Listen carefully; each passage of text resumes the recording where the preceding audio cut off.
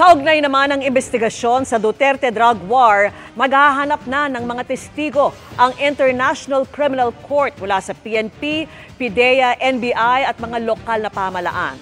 Tingin ng mga abogado ng mga biktima ng extrajudicial killings, indikasyon nitong malapit nang matapos ang investigasyon ng ICC. Nakatutok si Maki Pulido. Nabubuhayan ng loob ang ilang kaanak ng mga biktima ng extrajudicial killing.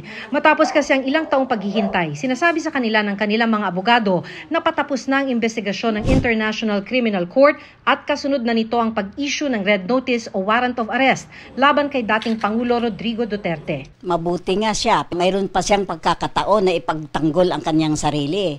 Samantala po ang aming mga mahal sa buhay, wala eh. Sabi ng National Union of People's Lawyers o NUPL, isang indikasyon na patapos na ang investigasyon ng ICC ay ang witness appeal nito. Tingin nga ni Attorney Cristina Conti, maaaring mangyari ito bago matapos ang taon. Itong paghahanap ng witnesses, parang last call ito. Sino pang gustong mag-volunteer ng impormasyon, pwedeng ngayon na lumapit bago magsimula yung trial. Kasi talagang paghahandaan sa trial ito at nangangamoy ending na ng investigation. So witness appeal ng ICC kasama sa mga hinahanap ay mga miyembro ng PNP, PIDEA, NBI at opisyal ng lokal na pamahalaan.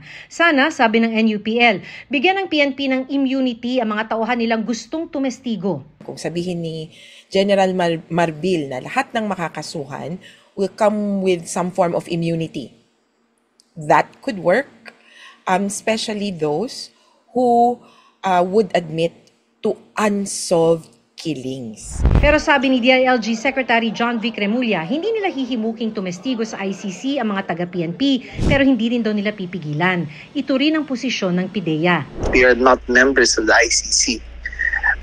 We cannot cooperate directly, but if they voluntarily come out, we will not stop them.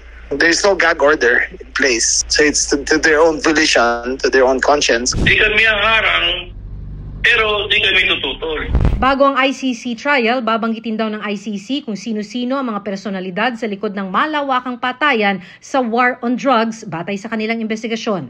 Pero ang pinaka-responsable lang ang kakasuhan.